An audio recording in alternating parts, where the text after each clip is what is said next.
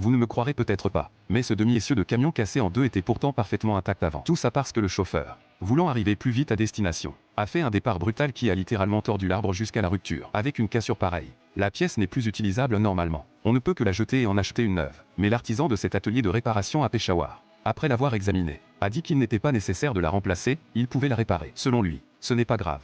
Même dans cet état on peut la remettre comme neuve sans peine. Le prix est raisonnable et la qualité est au rendez-vous. Si elle ne casse plus, elle tiendra 3 à 5 ans sans problème. Et contre toute attente, après le travail de l'artisan, elle était effectivement réparée et prête à resservir. Alors comment a-t-il fait?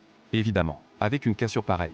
La colle ne suffit pas. La méthode habituelle consiste à couper la partie cassée, puis à relier les deux extrémités avec un morceau d'acier rond. Mais l'artisan trouve que cette façon de faire est trop simple pour que le chauffeur soit tranquille. Il veut utiliser sa méthode propre, histoire de garantir solidité et robustesse une fois réparés. Il commence par remettre les deux morceaux de l'arbre l'un contre l'autre et les soude sommairement pour les maintenir, afin de pouvoir les placer sur la perceuse d'établi. La première étape consiste à percer 3 trous traversant au niveau de la jointure. Une fois cela fait, il chanfreine les trous pour faciliter la suite, puis prend les dimensions précises au pied à coulisse. Ensuite, l'artisan déniche une vieille vis qu'il installe sur le tour pour la recycler. Il va usiner une pièce clé, à partir des dimensions mesurées. Il tourne la vis pour enlever le surplus et former une sorte de goupille de verrouillage. Il lui en faut 3 exactement de ce type. À ce stade, vous avez sûrement compris la logique de réparation de l'artisan. Et oui, il va enfoncer ces 3 goupilles dans les 3 trous pour verrouiller l'arbre cassé. Ça peut paraître simple et brutal, mais en réalité ça permet à la fois d'assembler et de renforcer l'arbre, tout en améliorant sa résistance à la torsion après réparation. Avec la dextérité qu'on lui connaît, l'artisan encastre les 3 goupilles, puis utilise une meuleuse d'angle pour polir les fentes au niveau de la jointure. Il élargit ainsi le chanfrein pour augmenter la surface de fusion. À ce stade,